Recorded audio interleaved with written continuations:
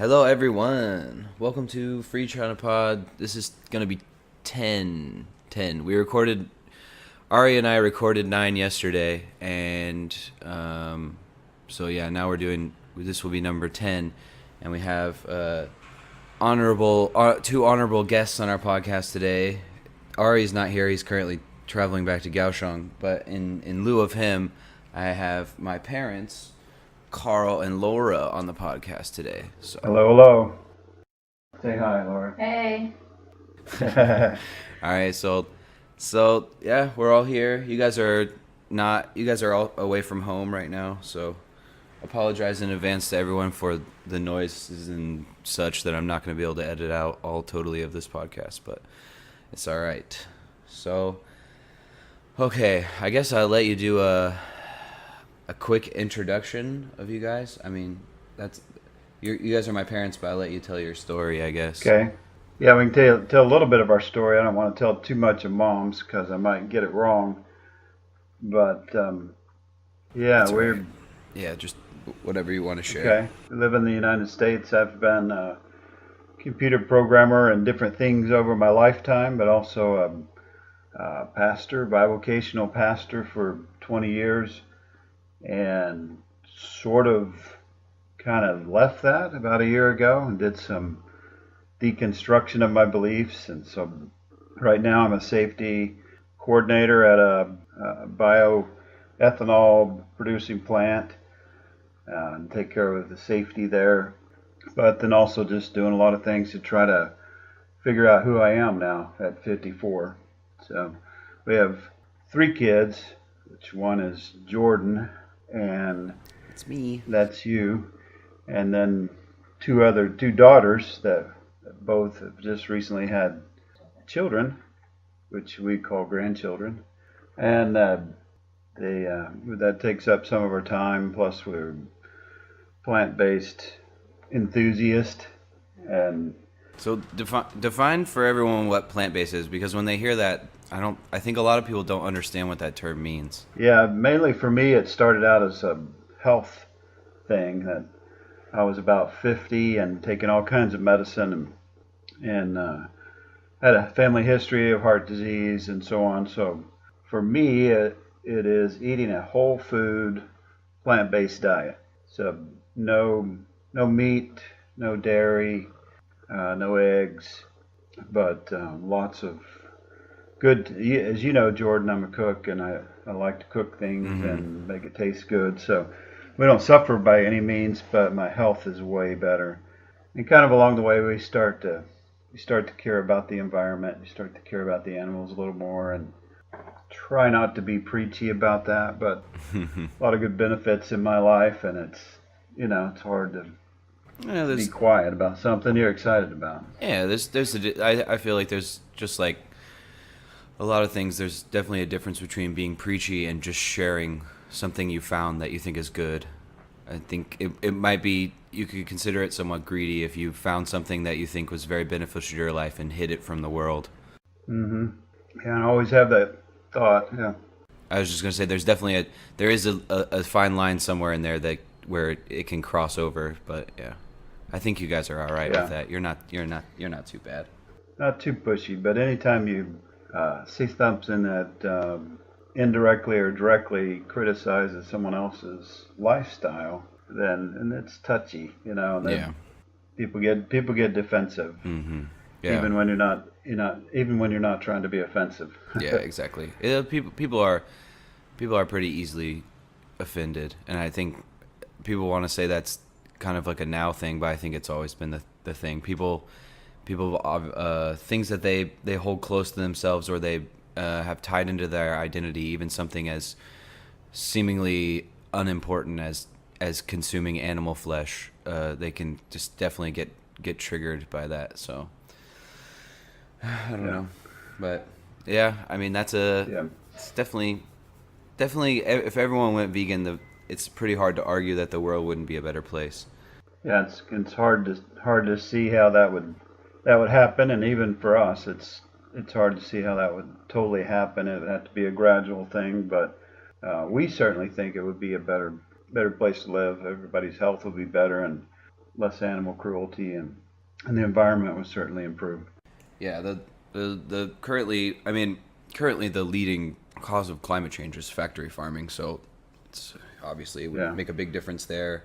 And yeah, animal cruelty is a big issue. We had you listened to our episode 6 or 7 where we had our friend from Australia, or well, he's from Taiwan but is living in Australia, basically working at a slaughterhouse, and he had some pretty horrific stories. Ari had a lot of trouble with that one because he's not vegan, but he's vegetarian. Yeah. So. And so if he's vegetarian, he still eats dairy, right? He consumes some dairy. I mean, I don't think he like really drinks milk. I don't know. I would have to ask him again, but he definitely eats. We eat cheese at the house. Like when I cook at the house, I always cook vegetarian, but we'll use cheese sometimes. Or I know he definitely eats eggs. So yeah, not full on vegan yet. He might be there at some point, I guess. Yeah, well, yeah, it's a start. Yeah. For us, the dairy, I think, was one of the best changes we made. I mean, our skin cleared up. We just felt better immediately. Yeah. From getting rid of dairy, but the casomorphins that dairy produces is very addictive.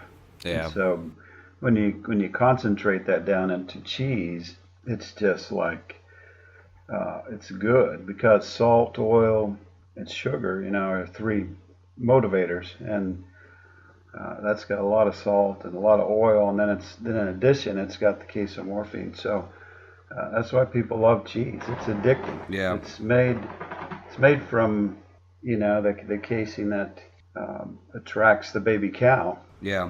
If it's attracting a several hundred pound calf, with those casomorphins that it produces to bring the calf back, well then it's gonna attract us just in the milk, but then when you concentrate that down, it's even worse. Yeah. That's why we like it. We like it so much. Yeah. Plus, then it's got oil, and they salt it, and so it tastes just right. So yeah, of course. That's the biggest thing I fight is pizza. I love greasy pizza. Was my favorite. Of course. Yeah, not too many people that don't like pizza. It's a good one. Right. But yeah, I've been trying to find some good like vegan cheese recipes, but the issue is almost all of them use cashews, and I'm allergic to cashews, so oh yeah, I'm still trying to figure out a good way to go about that. Plus, it's a little difficult because like some of those ingredients people are using, like they'll be like this like oh, to make this great cheese you need the vermilion root from the Amazon rainforest. Yeah. And it's just like, where are you getting this? Like, what kind of crazy black market are you buying these treats on? But most of it I could probably get. Like, I tried to make this Satan. I don't know. I always just call it Satan. Satan. I always call it Satan because it sounds funny. But yeah. But that's what people think it is. Yeah, exactly. Yeah. They say, "Oh, fake meat, that's Satan." But there's a restaurant here. It's a vegetarian. No, it's vegan because it's Buddhist. It's a Buddhist restaurant, so they're completely vegan. They actually don't even use onions or garlic in anything. That's how strict they are. But they have some seitan. I'm gonna keep saying it wrong. I don't know, but they had it, but I can't find the ingredients to make it myself, which is really what I want to do. Yeah, you just need vital wheat gluten. Yeah, it's the main thing. That and vegetable broth makes the dough. Yeah, and then however you season it, it's just a lot of onion and garlic and that kind of stuff. Yeah, And then if you want to make it, red, you put ketchup and what do you call it? Not cayenne. Chili or smoked paprika, and stuff like that. Yeah. So all that kind of gives it color and stuff like that. But that's not necessary. I was gonna say color doesn't. I don't need much color. A lot of my food is a very gray mush. Sorry for the car alarm, everyone. That's all right. It makes it sound real. So marinade for me is the best thing. I like mesquite marinade and so on. we get a lot of that stuff from Amazon. I don't know how good of access you have there to. We don't have Amazon in Taiwan, and honestly, I feel bad for you. That's the only bad thing I've heard about Taiwan so far. well, yeah, I'm kind of split on whether I don't know. Amazon's so convenient, but the head of that company is like a monster. So I don't know. I don't know. Yeah. There is a lot of good other alternatives here. Like it's more. It's not as monopolistic, I feel like, here. There's more, so like for PCs, if you want a fast overnight thing, there's like one website, and for other things. The main part is trying to find something like vital wheat gluten in Chinese, because I don't know, even having the slightest clue what that would be in Chinese, Right. and I've tried, but I'll probably get back. I haven't been cooking much lately because I've been super busy working every day of the week, so I'll probably get back on the cooking train at some point, but I'm also probably about to move out of this house, so we'll probably be moving into a place by myself with no kitchen, so I probably Yeah, eating out more. I feel like seitan's definitely an Asian thing. So somewhere there's I'm sure the there is. secret. It's just a matter of figuring out how to translate that, because the dictionary I have obviously doesn't have it in there, so Right. I'll get it figured out eventually. It's not the most important thing. There's a lot of other delicious foods I can make here. Speaking of Buddhist cooking, that was probably my favorite restaurant that I went to while I was there. Oh, the one in Was Hualien. yeah, we were Mm-hmm. on that little excursion and they had to open back up Oh when we came yeah. in. I was really impressed by that first of all, but then that was so good. All of that stuff. Oh yeah, there's a grip of those restaurants over here in Taiwan. You can find them about anywhere. They're good. Yeah, There's some good cooks over here. So yeah, I agree. I like that for place too. sure. So yeah, Yeah. you guys have been out here. You've been out here twice. Mom's been out here once. What are your thoughts on Taiwan? Well, I can't speak for mom, but I'm really impressed with the, kind of the small town feel of most of it. Mm-hmm. When you get into Taipei, Mm-hmm. it's a little more modern, but even the side streets still are kind of village feel. Mm-hmm. Have that village feel to it. Mm-hmm. I always felt safe when I was there. Yeah, it's I incredibly didn't safe ever here. feel afraid or a need to take a lot of caution. Mm-hmm. Just one of my favorite things is just that all the people are friendly. I Mm-hmm. don't know what they're saying under their breath, but they were really really nice to me Yeah. at every place I went, and everybody was trying to speak English, which Mm-hmm. is, as you know, the opposite of what it is sometimes here. Oh, yeah, a lot of times. Yeah. Uh, but they were, um, even when I would fumble around with Mandarin, they wanted to speak English. They wanted to speak my language, Mm-hmm. and I notice, even here, that when I try to speak Spanish or I try to speak Mandarin to an Asian Mm-hmm. Chinese person, then they appreciate that. You Yeah. know, Yeah. so I got that feel from Taiwan. Of course, love the food, and Mm-hmm. it was just uh, the smell is Mm-hmm. kind of it's interesting. Mm-hmm. There's so much more smell. It's like so much more real. It's Yeah. not what would you want disinfected.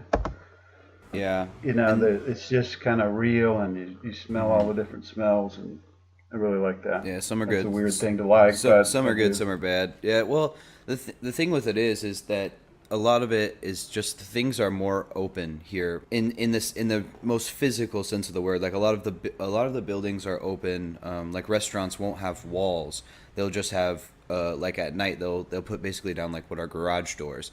So they're open, or they have street vendors selling food on the streets. So those smells are just out in the open as opposed to contained or filtered out.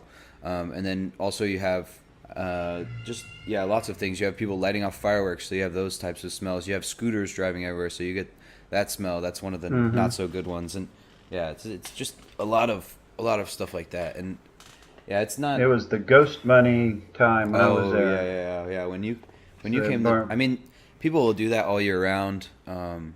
But I think you kind of came during during Ghost Month last time. I think you were here for Ghost Month. Yeah, but yeah, they'll do that for a lot of different reasons. But Ghost Month is the real big one where everyone's out in front of their shop. I just got kind of rawness thing from people. Like that one place we stayed, and I would go to the vegetable fruit stand every day. And the guy there was just real, and he wasn't, putting on a big customer service face. Yeah. He was just trying to make me happy and Yeah. make sure I got what I wanted. And then by the third day, we were kind of developing a friendship, but all of it was just kind of raw and natural. Yeah. Yeah, for sure. Instead of contrived. That's my basic impression. Yeah, I would say that's pretty fair. I mean, people are definitely super friendly. They go out of their way to help you. Especially they're like, sometimes I think like unneededly friendly to foreigners, and they like also some of them want to help you by speaking English, and some of them just want to practice their English, because it's often that I go into like a 7-Eleven or some comparable like just small store, and the clerk speaks to me 100% in English, and I speak to them 100% in Chinese, and we both go, well, I guess we both practiced a little bit, so then we go on our way. It's just a very weird interaction of us both speaking our second languages. Yeah. But yeah, yeah. Basically, I pretty much would say that everything you said is pretty much more or less accurate. People are pretty friendly, but it depends. If you go into the bigger stores, of course, they're more like a U.S. kind of style customer service. But people are more have conversations with you and stuff, and it's kind of more relaxed here too. It's more laid back environment when you go into a store. It's not as polished, I guess, for lack of a better word, but ends up being a very nice thing. It seems more genuine. Yeah. One of the happiest I've ever seen anybody is that the fried noodle guy in the night market, when like you told him kind of that I had been there before. I visited Taiwan previously, and then I wanted to come back to that specific stand. Yeah. Because I liked his noodles. Yeah. And man, was he excited. Yeah, I didn't totally understand, what he was thinking, but he was really excited, really nice.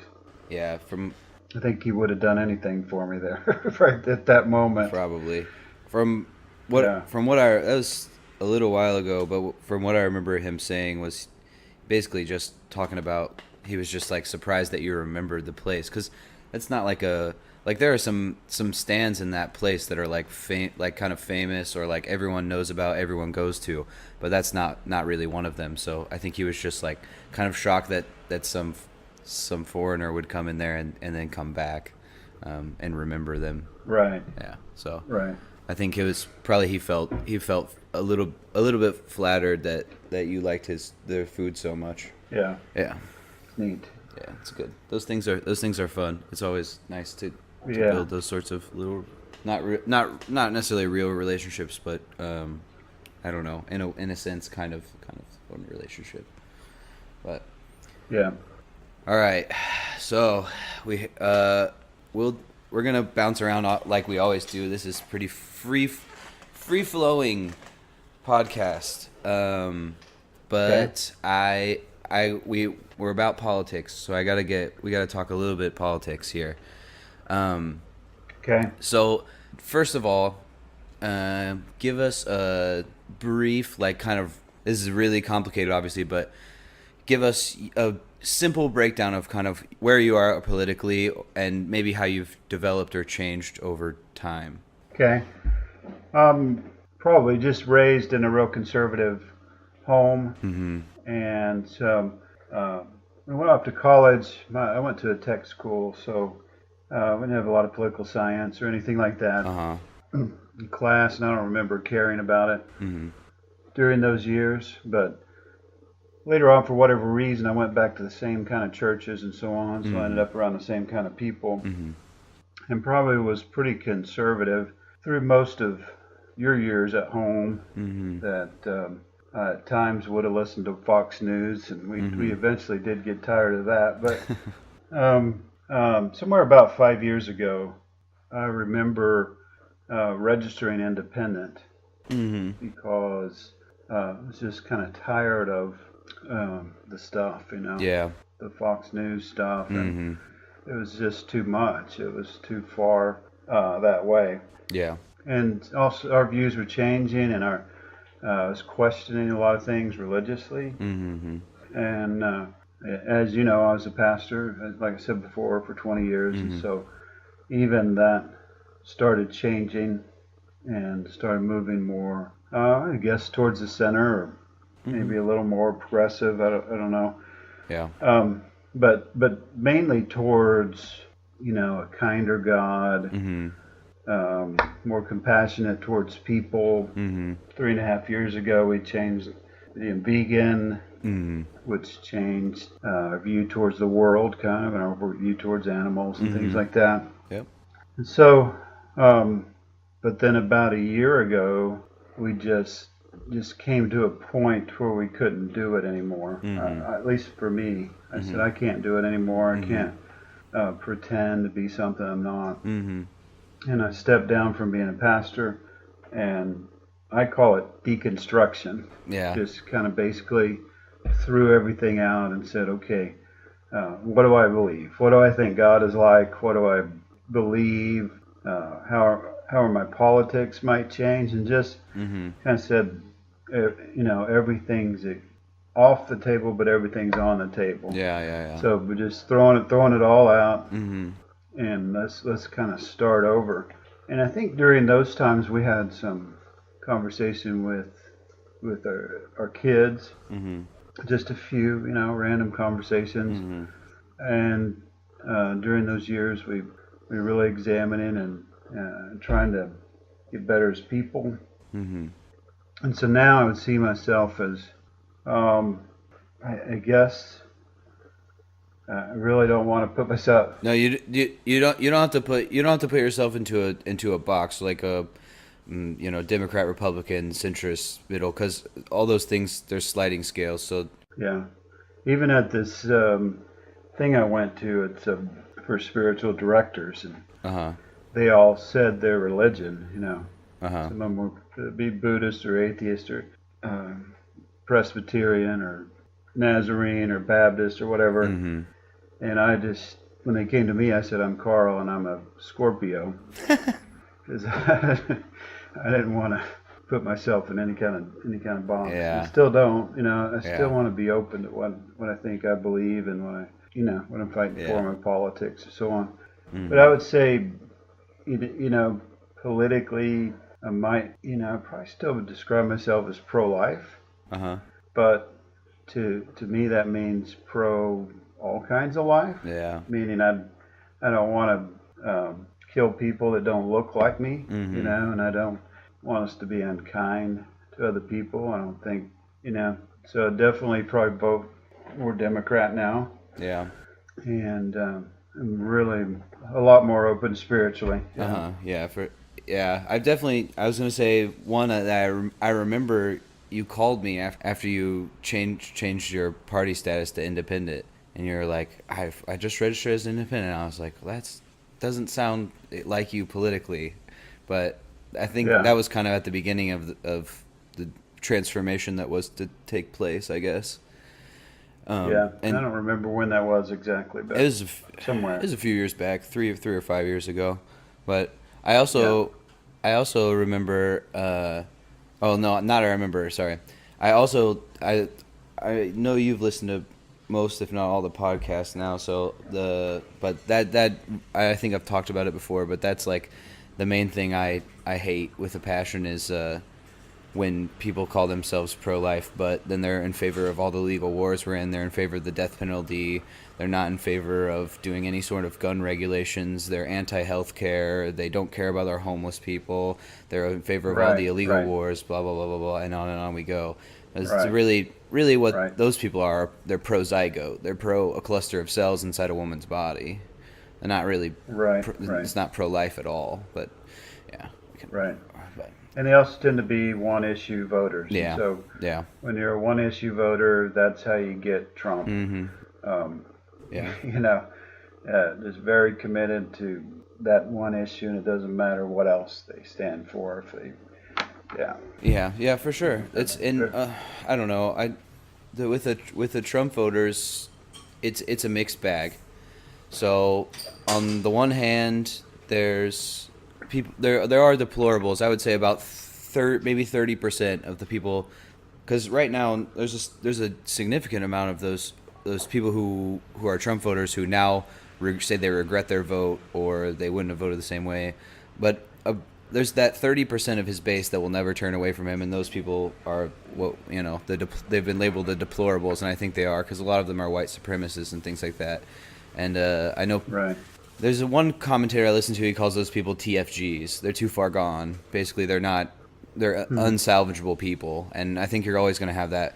But I think that maybe Trump is, unfortunately, because we have to deal with all his policies, and they're like destroying the country and the world right now in very real ways. A lot of people, especially white middle class people, say, well, man, we really made a bad mistake, and I guess we'll get it better next time, and maybe we'll get some more Democrats elected.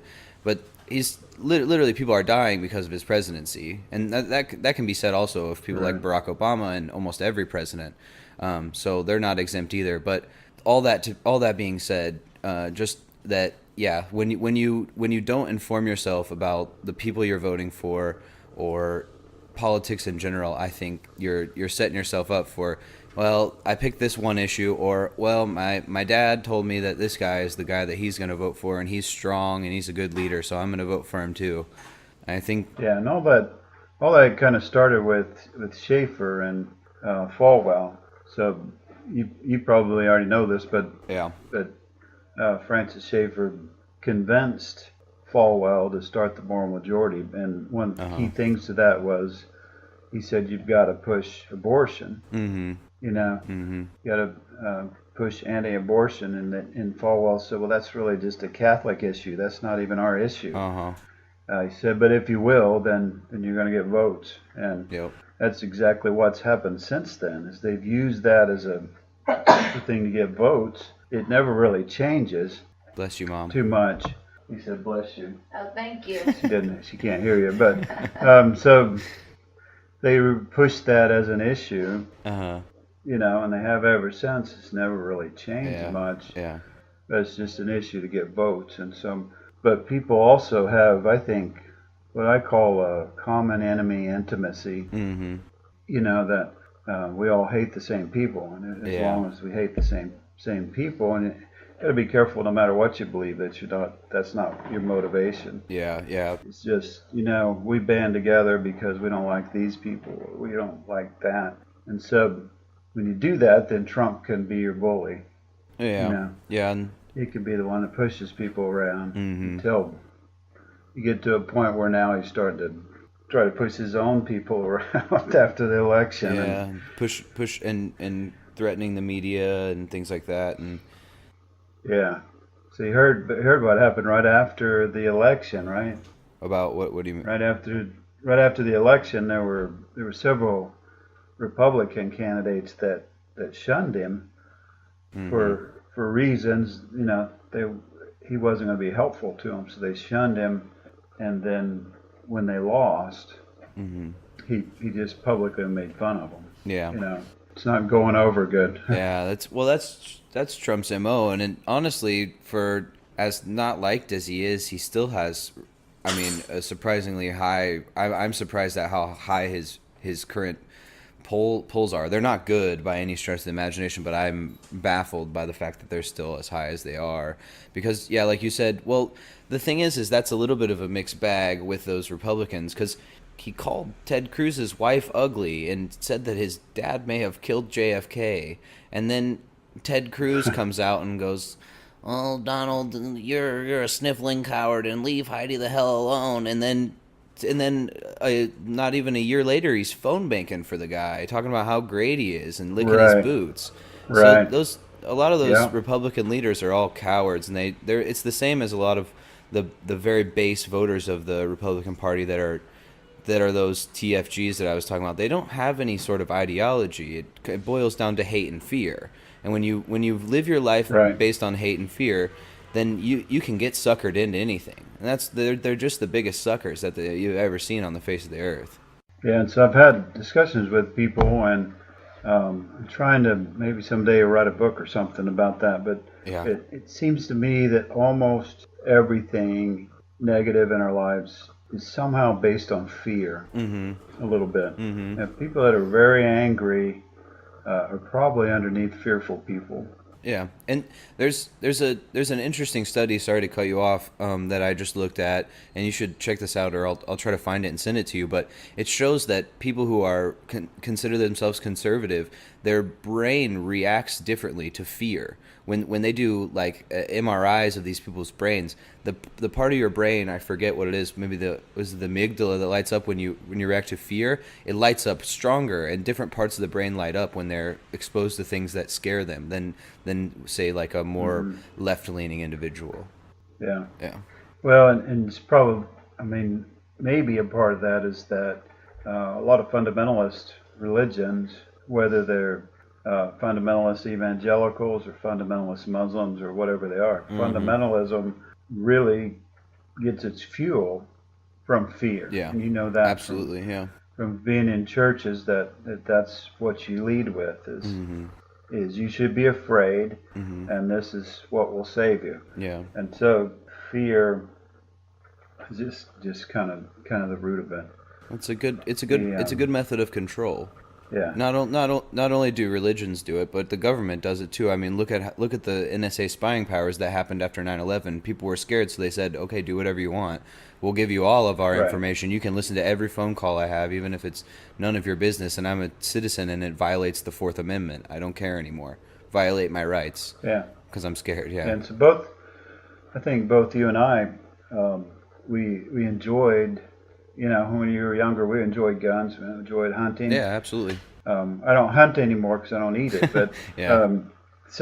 but since I've changed my view just a little bit on the Second Amendment, not that I don't think people should have guns, but I think there should be something reasonable we could do to tighten that up.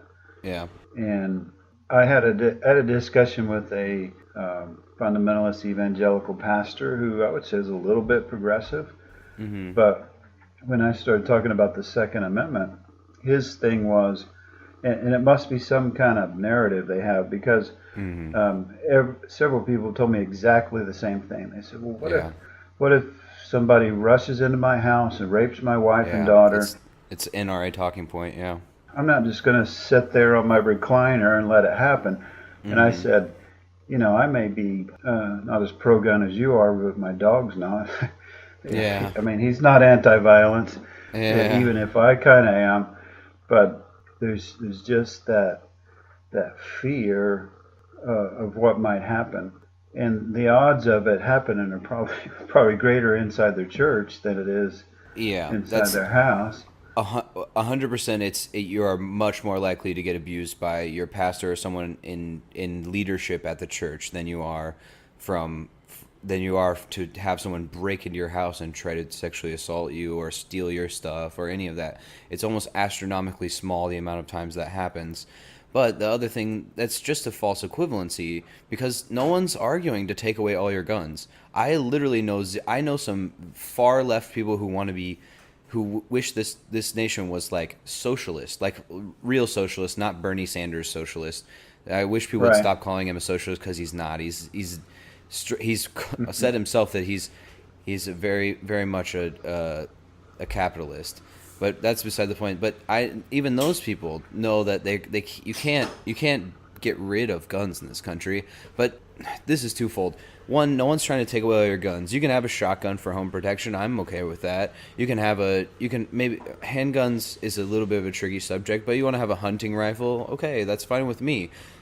But you don't need to have an AR-15 with a 100-round drum. It's unnecessary. Right. I mean, if you want to get we could make special permits for things like that. If you want to say, all right, I'm going to sign up, I'm going to put my name on a register, I'm going to go through a 1-week training class on how to use this, and if my gun is ever used in some sort of anything, even if it's not me that does it because I didn't lock my gun up good, then that's on me and I go to jail for that.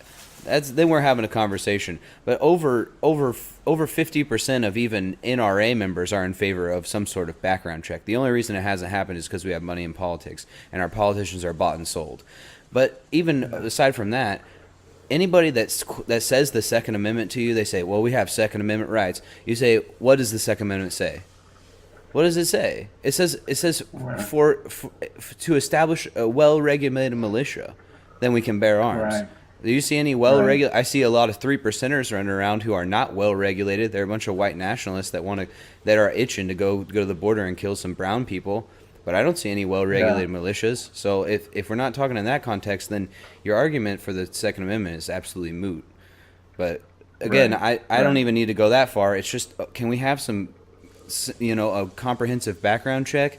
Can we get rid of 100-round drum mags? Do you need to have a grenade launcher at your house? Like, of course, everyone believes in some sort of limit to that. Because if you ask someone, do you think you should be able to buy a nuclear bomb as a citizen? Do you think you should have a tank? Do you think you should have a F-16 fighter jet? Of course, everyone says no. No one should have an RPG. Right. So let's talk about it. Let's have a conversation instead of one side that just says, "You're not taking my guns. You can take it from my cold dead hands." It's absurd. Right. Yeah, that's the standard argument. So. So ultimately, the problem is not what either side is arguing for. It's ultimately none of that's the solution. Ultimately, the solution, and you and I differ on this a little bit, but with Falwell and all that stuff that started in the '80s, we said if we could just elect the right people, then things will be better. And that's not necessarily true because power corrupts and absolute power corrupts absolutely, and people change and they don't do what they said they would do, and they can't do everything. And also, in a representative form of government, people just that are elected tend to become like who they're representing, right? They're trying to please them, and that's sort of the design.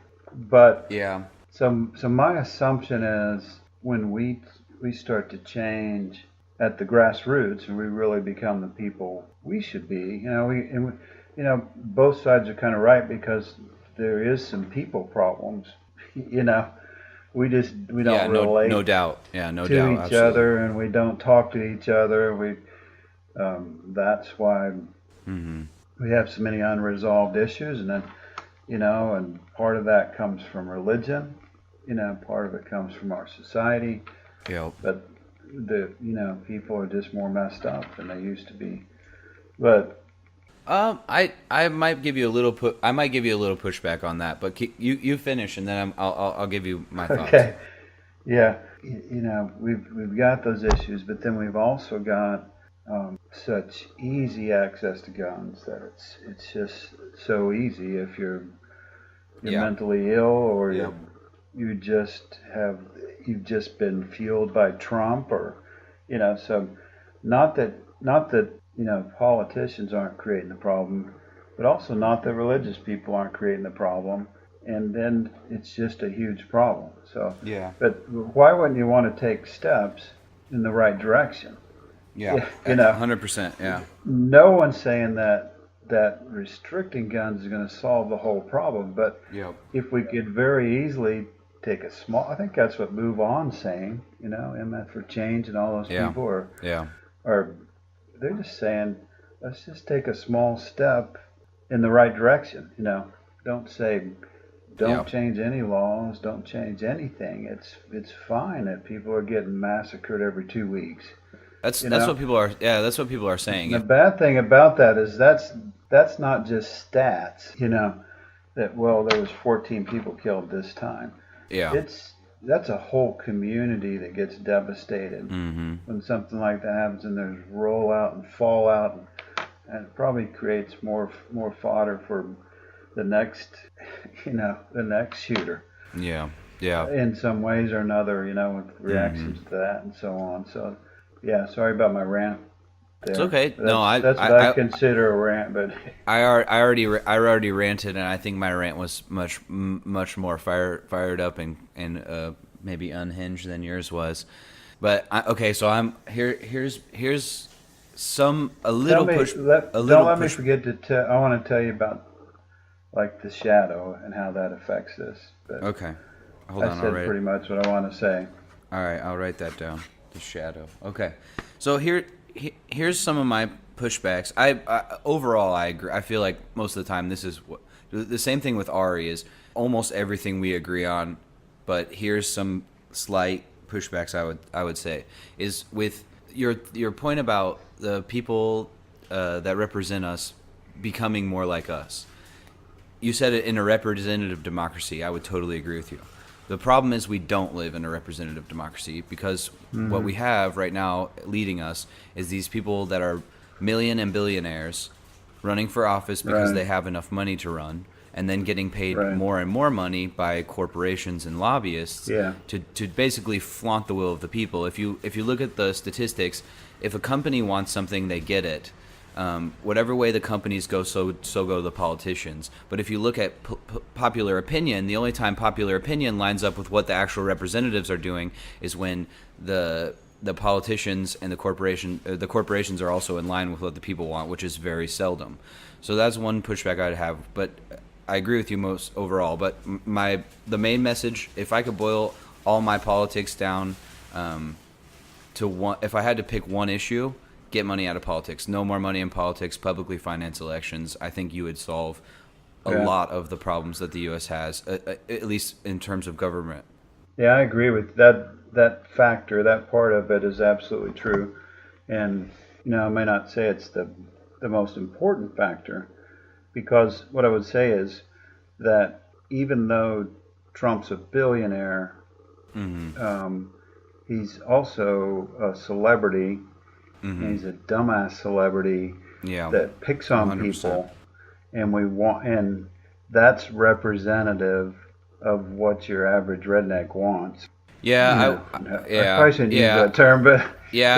that's what I was they. gonna say That's what, I've met some real good, not necessarily liberal, but at least very libertarian, like live and let live rednecks that basically say don't. yeah, What I would consider a redneck. So I would say yeah.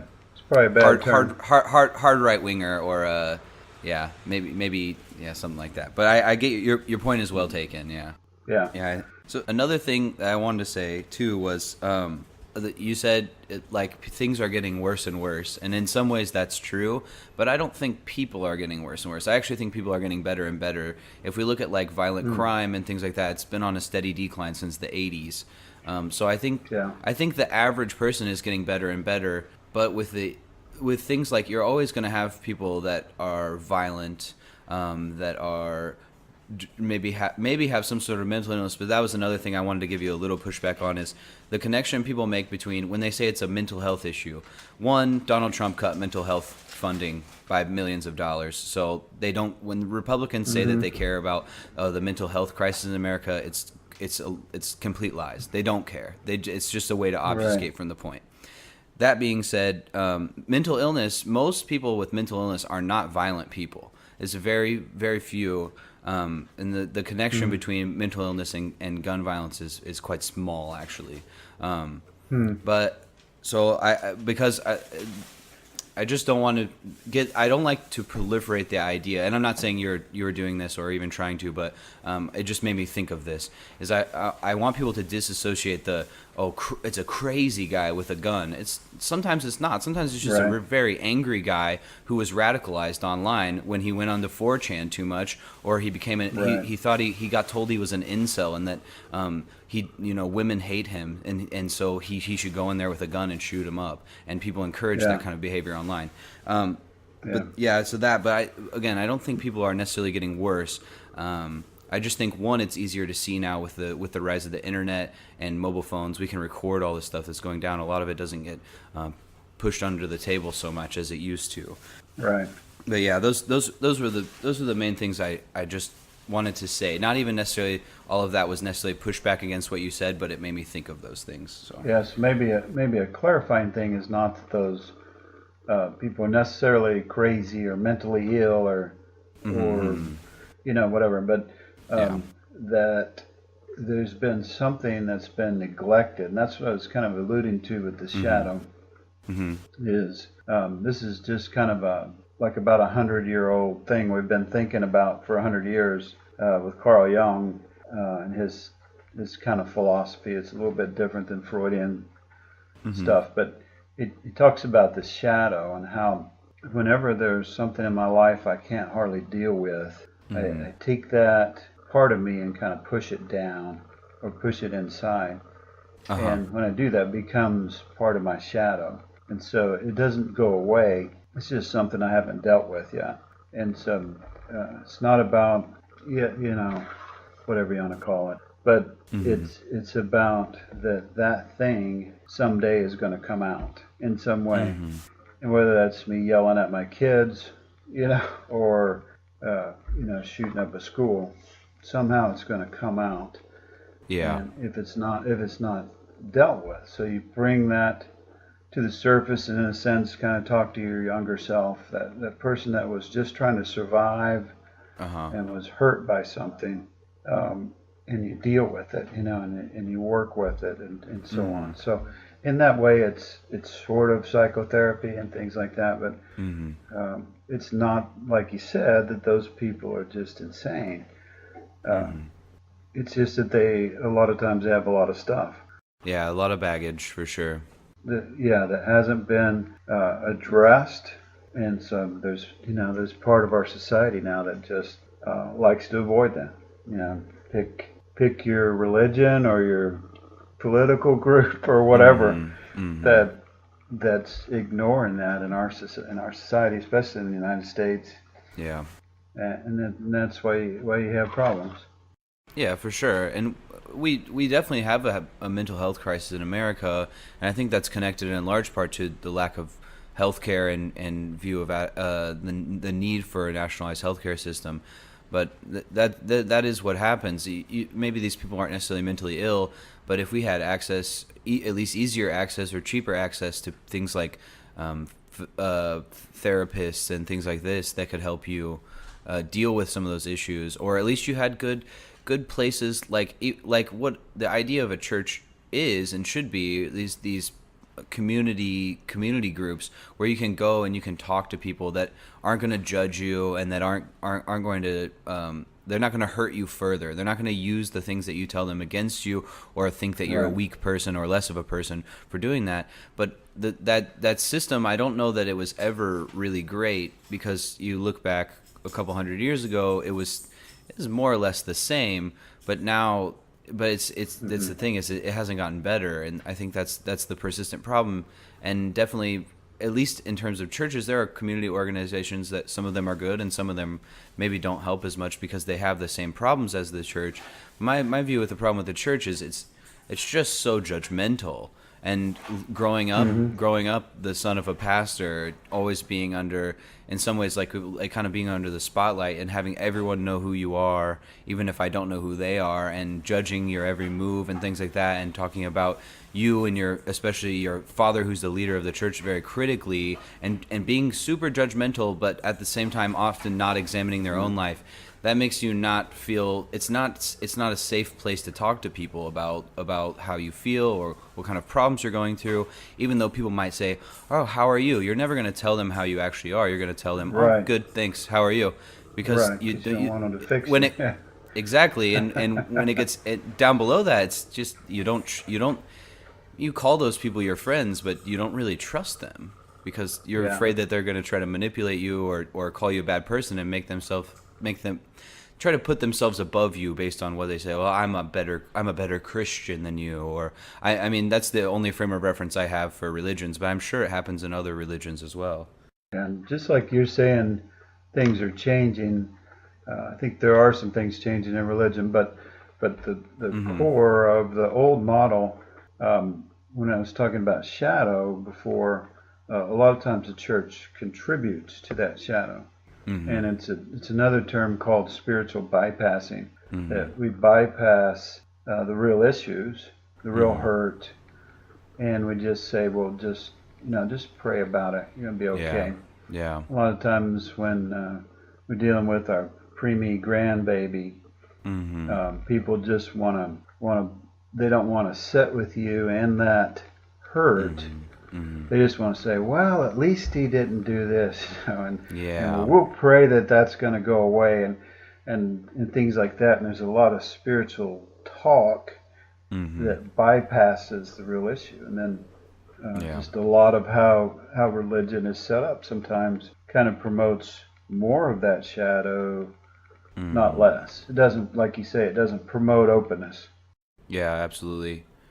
I think there are some movements afloat, and one of them that we're involved. I'm not going to plug anything or anything like that, but Mm-hmm. just say that there's some better, like you said before, there's some Mm-hmm. better stuff kind of going on out Yeah. there, and it's grassroots, and Mm-hmm. hopefully what it is most times is just more openness. Yeah, It's for more of sure. an open table. Don't Mm-hmm. um, make a bigger table. All that talk is, I think, is Yeah. good. Yeah, yeah, for sure. And that wasn't not to badmouth religion in general, because there are great, obviously there are great churches out there that help people a lot, and there are great leaders who are Christian. I mean, Martin Luther King famously was a minister. Um, Hmm. yeah, there's just a lot of issues when it comes with that, and I think I agree with you. It's getting better, especially with the addition of internet and smartphones and things like that. It's easier to find those communities and create those sites of communities and spread that sort of positive message and openness, and allowing for more freedom of your expression, and being open about who you actually are. It can sometimes, Yeah. obviously, the internet too can lead to those sorts of same little groups, and shunning of outsiders, but it also has created an Yeah. ability to meet with like-minded people, and be more open with them, which I think is positive.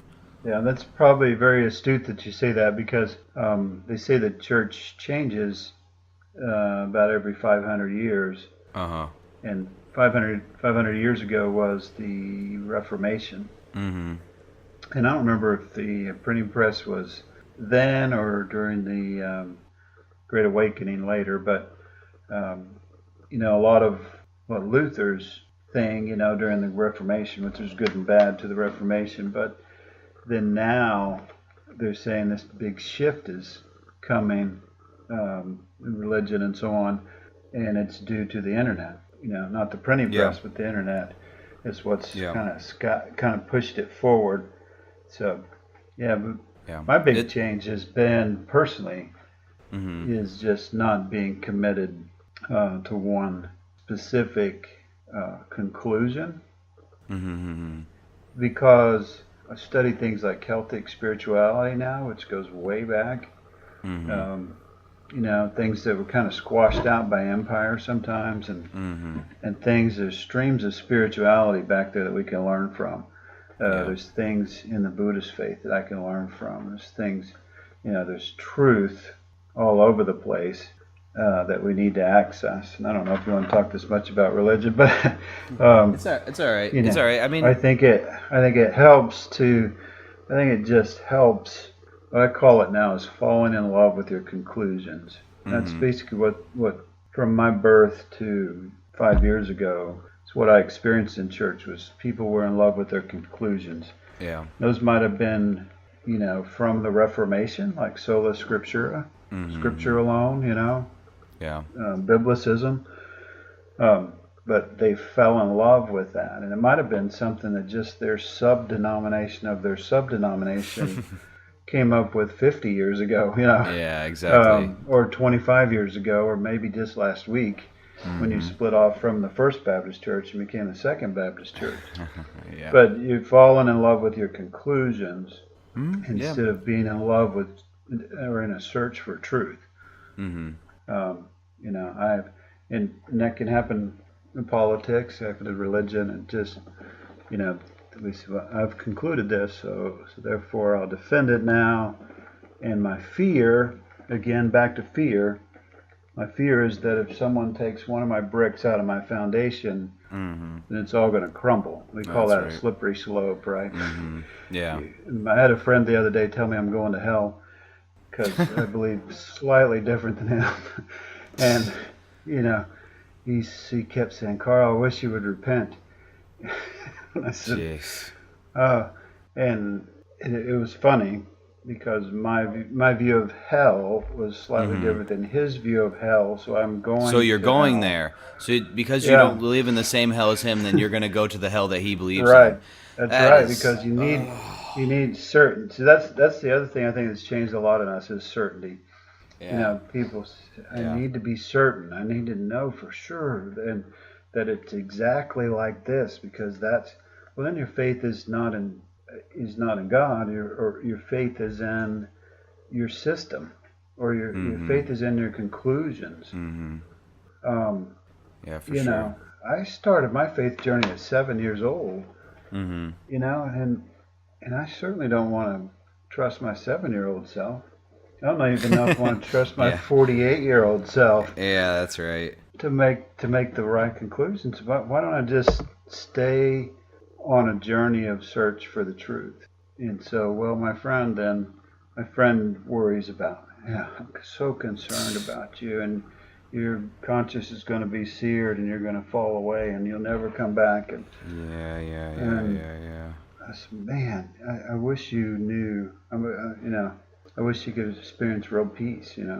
And real Yeah. and real peace can be found when you admit, I don't know all the answers. I'm not there yet. I haven't found it totally, but I'm okay. Yeah. Anyways, that may be more than you wanted to hear. It's all right. I mean, yeah, I would mostly agree. I don't know. I think that it's very similar between religion and politics. A lot of people come to and this is true on the right and the left, obviously. But people like to come to their conclusions and then stick by it no matter what. That's why you get people who Right. are you know only they're always even if you want to look at just Trump himself. Forget Hillary Clinton, who I have a laundry list of complaints about. I think she would have been a terrible president, and it would have been I maybe agree. not equally as bad for the country as Trump, but she would have been very bad for the country. And I think anyone who doesn't agree with that I would like to show you some things that she said and things that she's done. Anyway, that's beside the point. If you just want to look at Trump, you have, like I said, the TFGs that are always going to support Trump no matter what.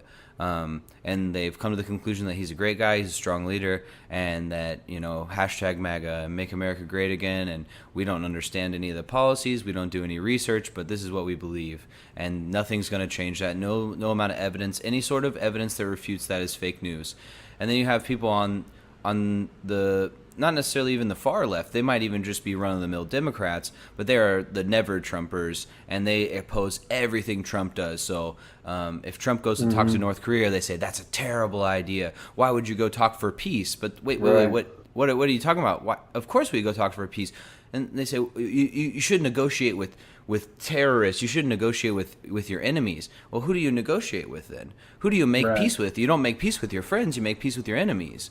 So Right. when he does Yeah. something good, you need to say, yeah, good job, Donnie. Like you're a jackass, but hey, if you're gonna do something good, I'll throw you a Yeah. bone. Like I'm okay with that. Yeah. You know, You gotta treat him like the I don't. fifth grader that he is. Yeah. Yeah, exactly. When you have a vocabulary of a fifth grader, you got to treat them like that. All right, here's some bubble gum and have a good day. Tweet all you want, but Right. as long Here's as a Big Mac. yeah, exactly. Here's a Big Mac and a couple Diet Cokes. But if he does something good, I'm not gonna come out and oppose it because Right. that doesn't make sense. It's No. nonsensical. Yeah, Right. but so I think Right. I agree. There's that problem in both camps. Yeah, you're talking about my spiritual director thing, Hmm. and that's kind of sort of through the Catholics, and I have Baptist friends that would say, well, that can't be good, right? It can't be good because it's Yeah, even yeah, loosely associated with being with a Catholic. Then that's yeah, got to be yeah. wrong. Oh, You know. I remember when I Sorry. was no, it's okay. I remember when I was maybe like 10 or 12 years old. I don't remember, but I remember having a conversation with someone and just being like, "Man, I hate Catholics." And I don't know why I hated Catholics. I was just like, "They're so stupid." And like thinking back on it, I was just like, what an ignorant thing to say. Like I didn't really know anything. And actually as I got older, Hey, you had a when I would friend that drive hated had a Canadians too, right?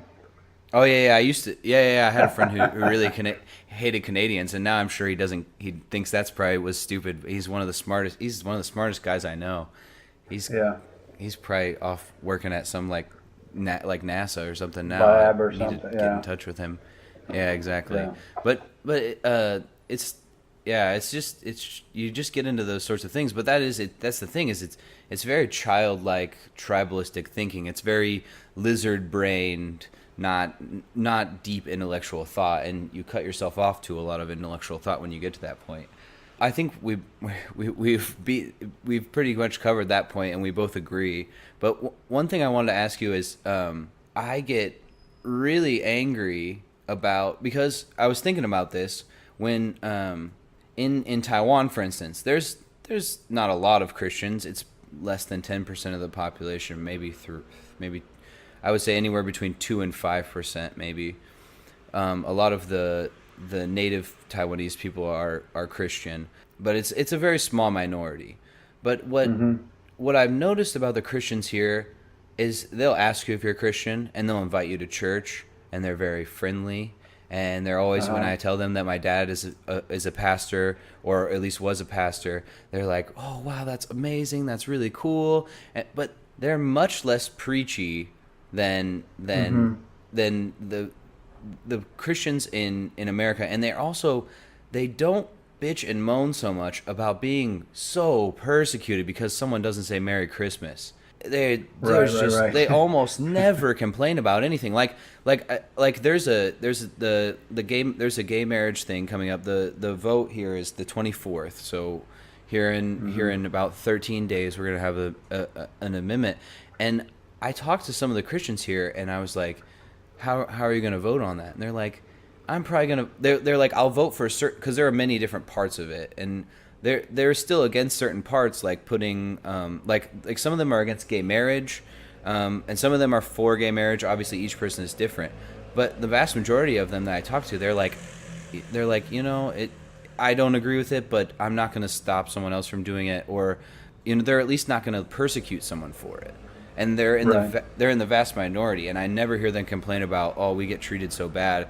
But Right. you turn on Fox News and it's red alert, Christmas is under attack. Yeah. It's Yeah. And absurdity. so that was really orchestrated by Bill O'Reilly, Yeah, and believe it or not, he was selling holiday memorabilia stuff on his website yeah. at No, the same surprise, time. surprise. So, Yeah, you know, I think, and your reference point is in America is fundamentalist evangelicals, yeah, who are, well, I mean, like this guy I was talking about. It's just exactly that. He's got to so much, yeah, he's got to save me. And he's yeah, desperate because he's fearful. yeah. I got to Exactly. save Karl because Yeah, he's just on a slippery slope and he's yeah, going to slide down into hell. yeah. And when you're that desperate, people are going to shun you. Mm-hmm. And what I'm finding now is just a more openness to truth, and so do some meditation and find out what truth comes Yeah. from a Buddhist faith and what Mm-hmm. comes from other faiths, Yeah. and finding a lot. Take all things and test all things and keep what is good, right?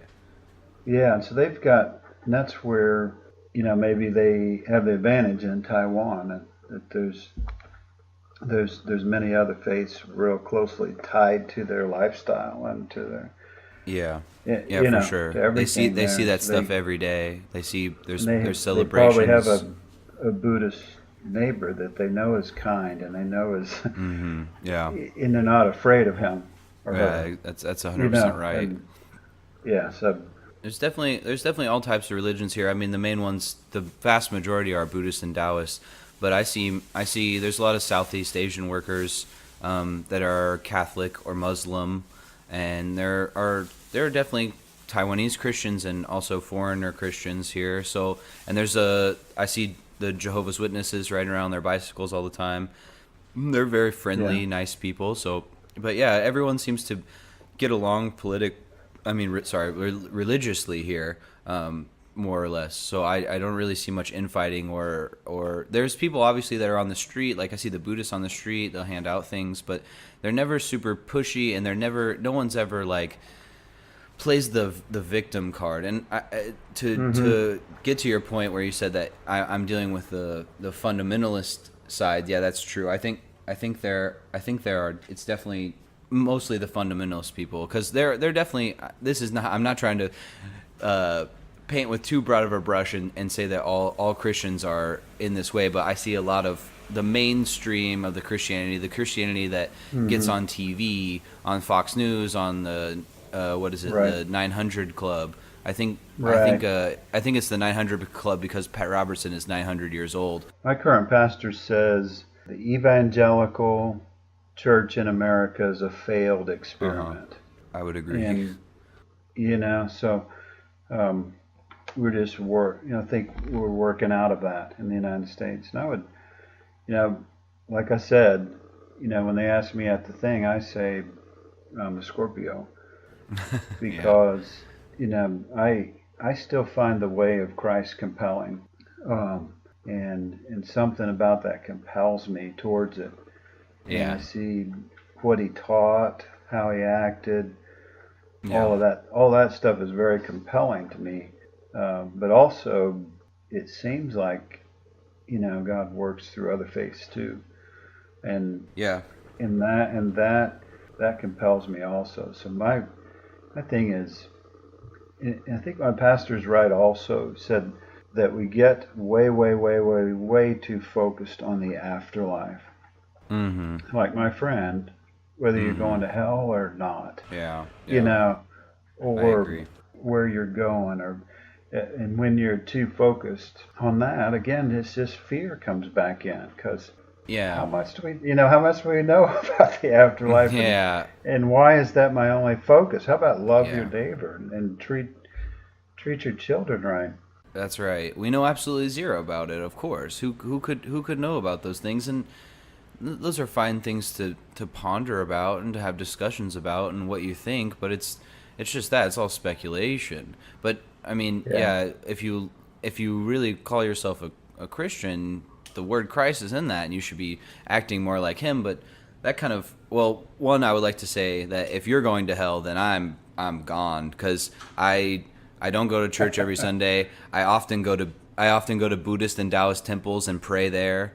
Right. So I'm done. I wear beads that have Buddhist sayings on them and the earth god from Taoist religion. So yeah, I'm toast. So, but that's all right. At least I'm far away from the people that think that way. And if they don't like it, they don't need to listen. Slope. That's right. I'm on the big slide to hell. So, but I was gonna say. Go ahead. You go ahead, and then I have something I want to talk about too. We went to something called a quietness retreat this Saturday. It's one of the best things we've done in a while. Just spent a couple hours in intervals, just being quiet. That was good. Yeah. That definitely can be good. It gives you time to think and to meditate on that stuff and clear your mind and think more clearly, for sure. Yeah. What were you going to say? I was just going to ask you about, this is kind of tied into that whole thing. So we're doing a lot of religious talk, but that's okay. This is the Karl interview, so it's not, it doesn't have, we talked a little bit about politics. And it does kind of tie into politics because it affects how people vote and the way that they view things. But what is the deal with evangelical? I'm going to say fundamentalist Christians, because I think that's a more fair painting, because you have mystical Christians. Like I listen to like Science Mike, who's like a big science guy, and he's a mystic Christian. I haven't listened to him in a long time, but I used to listen to him a lot. I've heard him, yeah. Yeah, he's a pretty smart guy. I've listened to the Liturgist podcast, which is a very mystical, inclusive, faith-based. It's Christianity-based thing. I listen to Drunk Ex-Pastors. One of them is a Catholic, and one of them is an agnostic now. So I listen to a lot of different ideas. Bad Christian. But yeah, Bad Christian. Honestly, I've fallen off with Bad Christian a little bit. But I should get back in there and try to listen to it a little bit more. They monetize that thing a little bit too much for my taste, and so it's a little. But I understand it, and it's still good. Like if people if people like, I haven't listened in a long time. I got into a lot of other podcasts. I started listening to more political stuff, but One I like now is the Heretic Happy Hour. It's oh good. yeah, I think I subscribed to that one, but I haven't really listened a whole lot. I've been Yeah. super busy with all this, especially with the election that just happened. I think in the 48 hours around the election, every hour of that I was awake, that I wasn't working, I was looking at the poll numbers and trying to analyze stuff, and so I've been pretty busy Okay. with You that. probably should But get to your question because my battery's running down. But all right. So getting to what I was going to say is, what's the deal with Christians fundamentalist Christians in America not reading the Bible or not understanding what's in the Bible? Because mhm. for instance, earlier you say you're pro life, and I would say that's fair because I think you are. Even aside from what I said earlier, which is like, well, you're pro war, so you're not pro life. You're pro death penalty, so you're not pro life. Those words Right. are exactly the opposite.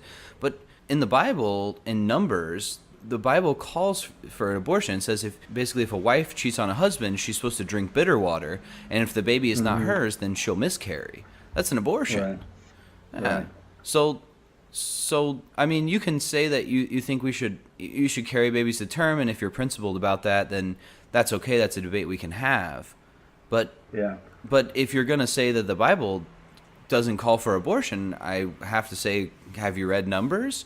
Or Right. Right. there's countless examples of that. But I think that's the thing, is people don't read the Bible, and also you have like, so Jesus was like basically, one, he was an immigrant, and he was basically a socialist, or maybe you could even go so Sure. far as to say like an anarchist. But no, Right. he wasn't an anarchist, because he said render unto Caesar what is Caesar. So he's in favor of paying taxes. So if you're going to be a libertarian and say we shouldn't pay taxes, well, then you can't also call yourself a Christian, or at least you don't follow the words of Jesus.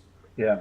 So basically, it starts 500 years ago at the Reformation when they say sola scriptura. Uh This huh. means scripture alone. Yeah. So the Catholic faith, the Catholic Church at that time had tradition Mm-hmm. and the church fathers and scripture. Mm-hmm. And if you want to go back to the first century, then you had the early church fathers, and they were interpreting scripture and so on. Uh huh. And in Jesus' day and in the first century, they didn't interpret scripture like we do now. A lot less Mm-hmm. literal. Literal was the lowest form of Yeah. interpretation. Yeah, And for sure. so then the sola scriptura, scripture alone. So we locked into that. Protestants started forming denominations and Uh huh. locking into that. And it was more than that. It was faith alone, scripture alone, and so on and so forth. So, Mm-hmm. Mm-hmm. but a lot of absolutes, right? Because we need some certainty. This thing's gotten out of hand. The Catholic Church was Yeah. doing indulgences, every Yeah. once a coin in the coffer rings another soul from purgatory springs. Yeah, that's right. So Yep. Yep. a lot of bullshit, was going on. But then, so we countered it with certainty. So Uh we huh. need certainty. So we're going to hang on to that, which, eventually evolves into biblicists, that say the Yep. Bible is literally true. And as Mm-hmm. you know, I'm writing a series of blogs called "What My Children Taught Me About God."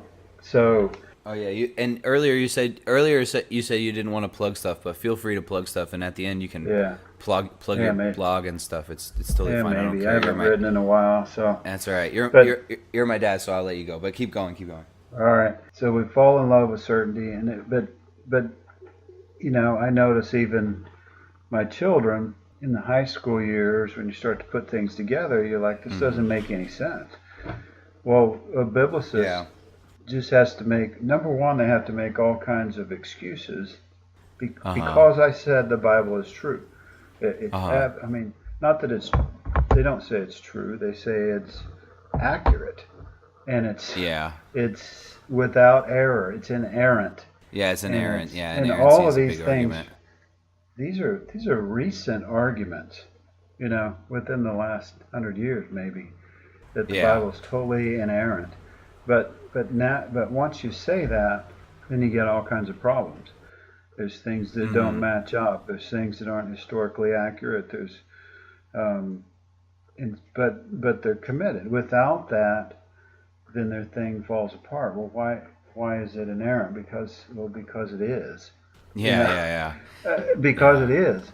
yeah, And well, there's one verse that says that it's useful.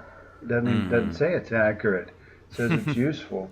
Yeah, Um, and so Jesus didn't interpret Scripture that way. Paul didn't interpret Scripture that way. mm-hmm. And by the way, the New Testament wasn't there till 400 years later. Yep, And that probably has more to do with Constantine than it does with God. mm-hmm. And Constantine's trying to get things under control and bring the church up under the empire and things like that. So, Yep, but I would say in general, the evangelical fundamentalist church in America is stuck there. mm-hmm. And the other thing that you mentioned already is their nationalistic, Oh yes, um, and, yep, and nationalism is bordering on being a rival religion.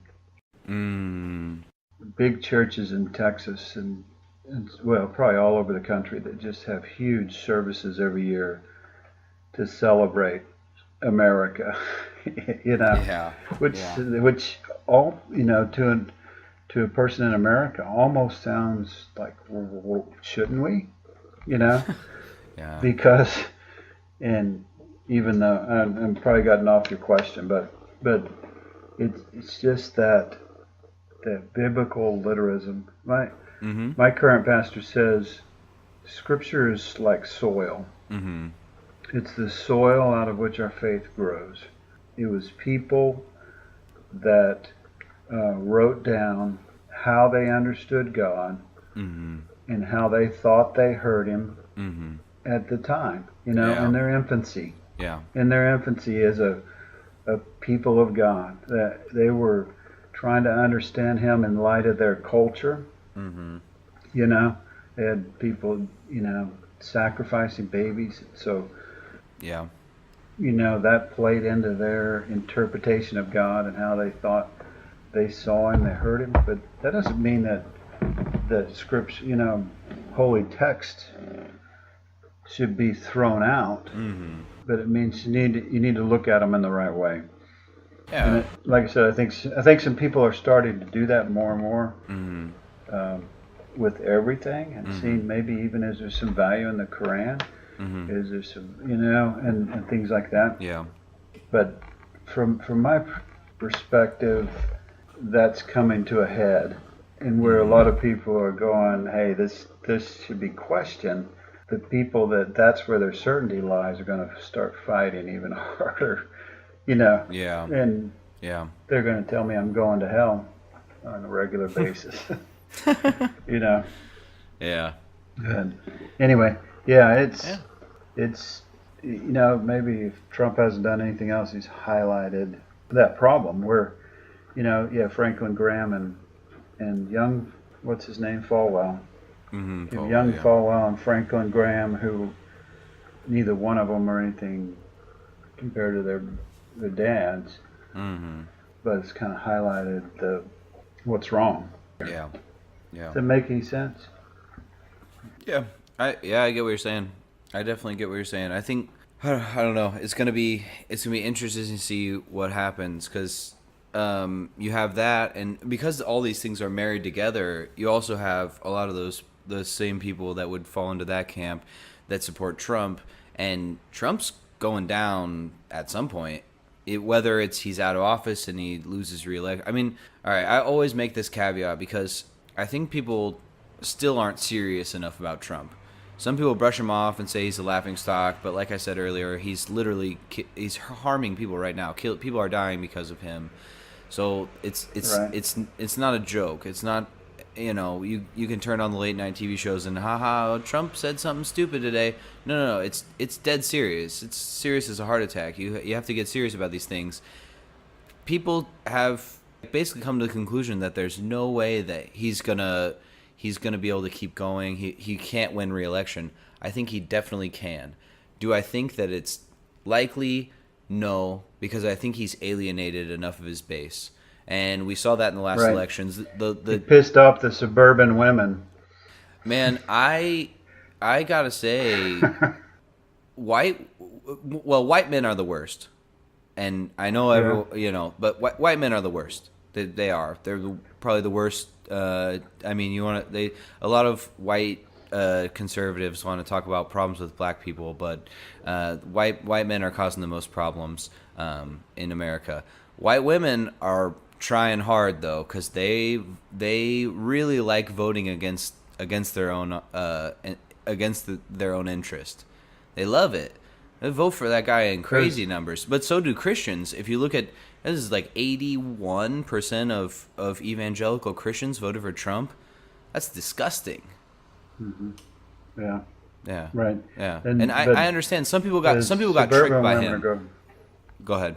Yeah, the suburban women are making a big rally, and it also 100 women were elect, or there's 100 women in Congress now. Yeah, and you got your first two. We got our first two Muslim women in Congress, and you also got the first two Native women in Congress. So it's making a difference, and we've talked about this before. Right. Both Ari and I Yeah, are, and are also a gay pretty. woman too. Yeah, there's a yeah there's a lot of candidates that are much more diverse, which I think will end up being a good thing. Again, like I said, Ari and Sure. I have both come out on the podcast and say we're like not super fans of identity politics, because if you look at one of the most progressive and most popular senator in America is a white man. He's not Christian. He's Jewish, but Bernie Sanders is his. But the thing is you have to look at the policies. Like I want more representation. I want the representation to be equivalent to what we have. But first and foremost is policies. Hmm. I think when you get off that, it's the same thing when you talk about religions. It's the main thing is, that the right ideas win out is above But everything else you but might head have and just said shoulders. this, but you might have just said this kind of in that, but even regardless of the policies, different people bring perspective, Yeah. and that Hmm. sometimes we're lacking even just perspective of, taking into consideration how a woman feels. If you're talking Yeah. about Yeah, for sure. rape policies and things like that, and or what a Native American feels like, or what Yeah. Yeah, all for of sure. those And things. All those things matter. Not just the political views, but the perspectives. yeah, and from the opposite of that, you also have when young men and women look at the people that are quote unquote representing them, and all they see is old white men, and a lot of them are conservative. They don't see themselves in that, so they don't ever think I could be that one day. Like that could be me. That's right. Everyone gets told. Yeah. Well, one is because it's hugely disproportionately, like basically if you're rich you can do it. If you're not upper middle class, there's almost no chance of you winning major election. But that aside, it's also discouraging when, of course, there's racism and sexism, but even besides that, there's just seeing yourself. Like I know when, like even for a very low level example, just like when the movie Black Panther came out, like a lot of people I follow on Twitter, people of color were like, they took their kids to see that, and they're like, my kid has never been so happy. They feel like a superhero now, and they didn't have that before because all they see is Hmm. white Superman, white Batman, things like that. And so, of Right. course, representation matters. But yeah, I think the most important is policy. But yeah, I agree with you. Representation matters, and we need to hear those stories. But we get into the tribalism, and we get into things like basically no one listens. And I don't know, I hate to always harp on the right, but I think the right is worse. And the corporatists in the Democratic Party are also bad. They don't really listen. Like I said earlier, Hmm. the never Trumpers that just oppose Trump, oppose Trump, oppose Trump, and it doesn't matter if he's doing the right thing or not. 99% of the time he's doing the wrong thing. But if the blind squirrel finds a nut, I'm okay with that. So but you got to Yeah. listen. Yeah. Listening is a huge key to that. Right. Yeah. Yeah. And I think politics swing. That there's a pendulum that swings back and forth, Yeah. and when there's something really bad, it swings to the other side. I also believe in the grassroots, and that when we change as people, Hmm. it'll change. Yeah, I think But grassroots we is can also huge. we can also try to elect better people. We can demand more from our leaders. Demand, And we should. you know, Yeah. just, And we should, we yeah, should we should demand we get should more than demand what better. we got now. Well, I Yeah. think, and I agree with And you, because that would get you into the argument. That would get you into a longer discussion than we have battery for, to yeah, about the police and so on. yeah, yeah. We can. You need to. You just get Mom's phone. We'll do a 4-hour episode. It's okay with me. Yeah, yeah. But, We I meant to bring my power cord with me and I didn't. Oh, yeah, well. it's all right. We can. Yeah, well, there's always next time. Yeah, I was gonna say we can always do another episode. That's not a problem. I'm on podcast high right now. I'm just trying to record every day. I tried to get Ari to record one today too, but we ended up not having time because of prior obligations. Yeah. But yeah, Cool. it's all right. We can table that for another time, and we can wrap this up here. Thanks Okay. for coming on. We'll. I mean, yeah, we'll definitely do this again. I mean, It's kind of hard. Like we try to do this episode for what, couple. We've been trying to do it for two weeks now, a week and a half, 2 weeks. 2 or 3 weeks. Yeah. So we finally got it done. It's hard. It's okay. So what time is it where you are right now? It's 9 It's a.m. 9 a.m. there. Sunday morning. And it's 11 o'clock Sunday night here. So it's not easy, Yeah. folks. We're bringing you. We're literally on opposite sides of the globe. We have more like it's absurd. We're working hard for you. More than a 12-hour difference. Yeah, we're going out of our way for y'all. But I mean, really, it's for us because that was good. I haven't talked to you guys in a little bit because of the time difference. Especially, man, you got to talk to your. I mean, Medicare for all. Of course, everyone knows I'm in favor of that. But get rid of that daylight saving time garbage. It's stupid. Yeah, I agree. It's stupid. I agree. It's ridiculous. I didn't even I was always happy about it in the fall, and then in the summer I was like, well, this kind of sucks. I got to go to bed early. But when I came to Taiwan, they don't do it here. I didn't realize that everyone didn't do it, and I was like, this is so much better. Right. I don't even have to think about it. Yeah, you guys in Arizona. I'll talk to Ari. I'll talk to Ari about it. He's in Arizona, so he's the Arizona boy. Arizona's still. Anyway. Yeah, man. All right. Well, it was good. Yeah. I don't know. We'll figure out when we both have time again. It shouldn't be too long here, hopefully. Okay. But All right. this will come out. This will be number 10. So you helped get us into double digits. So appreciate that. Do you want to plug stuff? Really, all I have is just karlscoaching.com, and it's Karl with a K. You still have your app? And that's that. Yeah. Yeah. So Karl's Coaching is where my blogs are, or most of my stuff. There are some podcasts associated with that, and also the second half. I'm on one of those Karl and podcasts Laura. too. I'm on one of those podcasts. Yeah, the second half with Karl and Laura, but we haven't recorded in a while, so Yeah, you guys gotta get back it on might that. be old news. But mainly the Karl's Coaching, Karl with a K, coaching.com. And then the best place to go for plant stuff is our Facebook group, Four-Eyed Plant Eater. It's good stuff. That'll kind of get you, that'll get you to, mainly I try to focus on new people that are interested, they're veg curious or veg interested in the veg life. Just getting them good information and get them in contact with good doctors and high quality research based information and things like that. Yeah. So there's about 600 people. Yeah, it's a pretty good sized group. I kind of hesitate to mention the other thing, but It's all right. for Christians that are kind of looking for getting a more authentic faith and the views we've kind of been talking about, we do have a Facebook group called Water to Wine Community, and it's about 650 people, and it's real civil. Yeah. And there's nobody's telling anybody else they're going to hell or things like that. Yeah. And we're just sharing information and trying to be kind. I've kicked about 3 people off of it already, but Yeah. because they just couldn't do it. They couldn't be kind to each other, and it just wasn't, because they're. It's hard. It's hard online. There's certainty.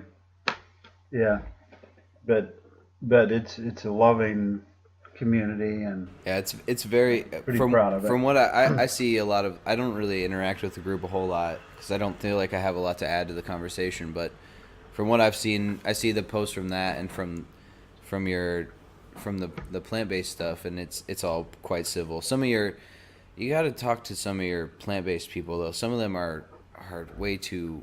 They're too in Taiwan. We'll say they're too Yeah. high. They're too over. They're too much.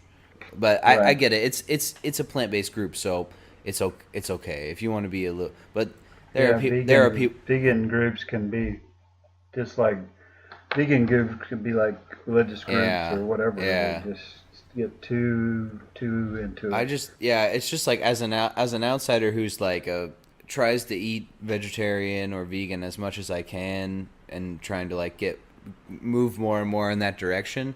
Some of that stuff turns me off. They're just like, you're eating red 4 in your food, like you're disgusting. You make me Yeah. sick. Red dye number 4. Yeah, you're gonna So, die. You're gonna get yeah. cancer because you ate some red dye, and it's just like, ah, all right, yeah, like Yeah. you can make a Yeah. point about that without being like such a dick about it.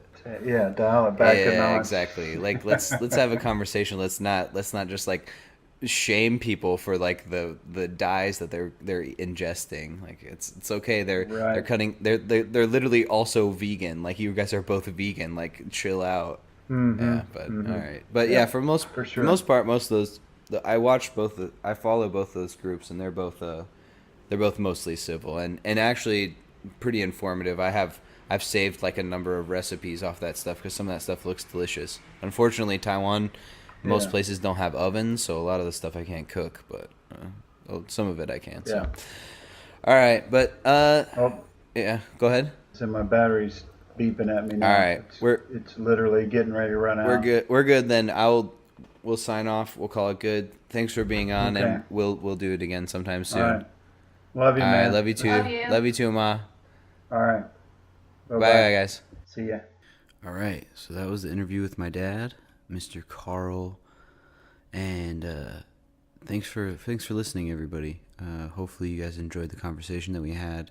We'll probably have a lot more in the future. We were a little all over the place, but that's to be expected when we kind of didn't know when we were going to be able to meet up. And I'm busy. He's busy. Hopefully soon we'll have my mom on. Either those two together or just one-on-one with my mom would be cool too. And we'll get to talk about more. So if you guys wanted us to talk more about something, or think we missed something, or maybe got something wrong, just let us know, comment, and please share this with your friends. Invite your friends to like the pages, Facebook, Twitter, Instagram, all at Free China Post. If you have questions, you can mail us at social@freechinapost.com. Just let us know, and don't forget to comment, like, rate, review, blah blah blah blah blah. You guys know all this stuff, but love you guys and appreciate you listening. Bye.